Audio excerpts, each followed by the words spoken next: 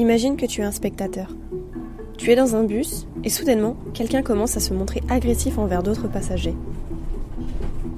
Eh bande de lesbiennes, vous foutez le camp d'ici. Allez dans un hôpital psy pour faire vos conneries.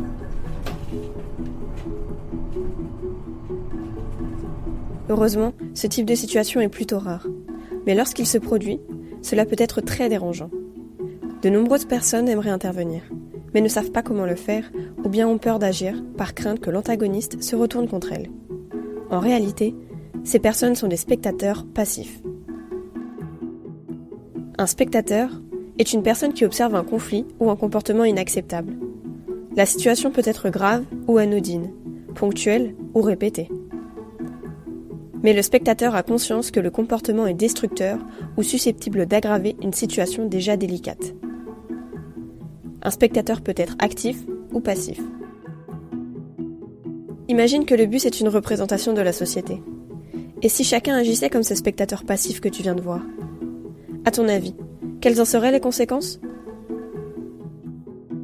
À présent, jetons un œil à quelques exemples de l'histoire et du monde dans lequel la haine quotidienne, liée à la couleur de peau, à l'orientation sexuelle ou encore au sexe, est banalisée, conduisant ainsi à l'oppression et dans des cas extrêmes, au génocide. Au cours de l'histoire et à travers le monde, de nombreux spectateurs ont fait le choix de se lever, de devenir acteurs de leur propre vie et de militer pour leurs droits.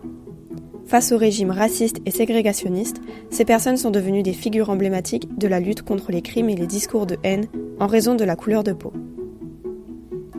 Nelson Mandela a consacré sa vie à la lutte pour la liberté et la justice de son peuple. Il s'est battu contre la domination politique de la minorité blanche et la ségrégation raciale imposée par le régime d'apartheid. Après 27 années d'emprisonnement, Mandela parvient à mettre fin pacifiquement à ce régime raciste et devient le premier président noir d'Afrique du Sud.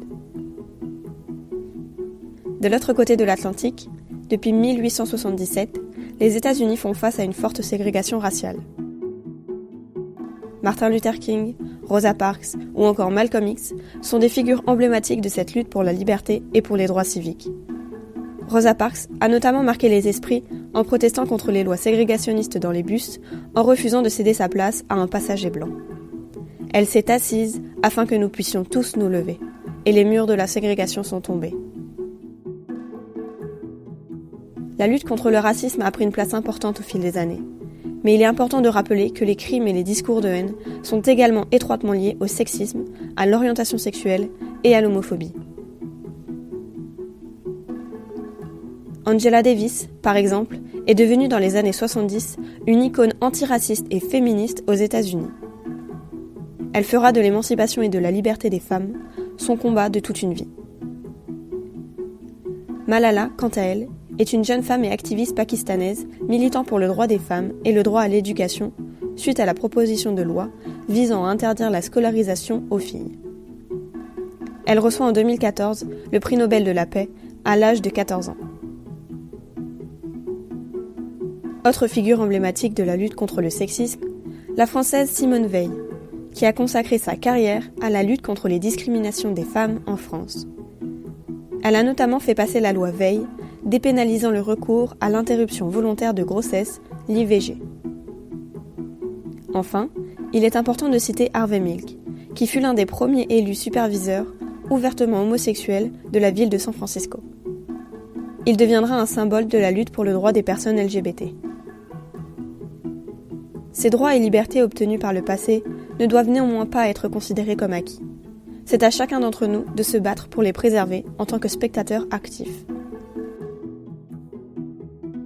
De retour dans le bus où nous étions il y a quelques minutes. À présent, observons quelques spectateurs actifs qui ont décidé de faire bouger les choses à leur manière. Cette personne a décidé d'intervenir physiquement et de détourner l'attention portée sur la victime. La distraction permet de gagner du temps et détourne l'attention de l'agresseur. As-tu remarqué ? Une autre personne a, elle, décidé de documenter l'incident. Elle n'a peut-être pas l'impression d'aider beaucoup, mais en réalité, ce geste peut être utile pour deux raisons. Premièrement, l'agresseur peut avoir honte de ce qu'il fait et renoncer s'il pense être filmé. Personne ne souhaite devenir une star d'Instagram pour s'être comporté comme un idiot. Ensuite, en agissant ainsi, tu peux aider à identifier la personne auprès de la police et contribuer à ce qu'elle soit jugée. Regarde cette personne. Elle agit directement, car elle se sentait suffisamment en sécurité pour le faire, étant donné que c'est une amie du fauteur de troubles. Quant à cette personne, elle a décidé de déléguer le problème à une autre personne. Dans ce cas-ci, quelqu'un ayant plus d'autorité, comme le chauffeur du bus. N'oublions pas tous les autres, ceux qui sont restés passifs. Dans la vraie vie, c'est à peu près la même chose. 80% des jeunes se disent trop peu confiants à l'idée de s'exprimer lorsque quelqu'un est victime d'harcèlement verbal. Défier une personne qui est violente verbalement peut être très angoissant et mettre en danger une personne. Lequel de ces personnages es-tu ? Lequel souhaites-tu devenir ?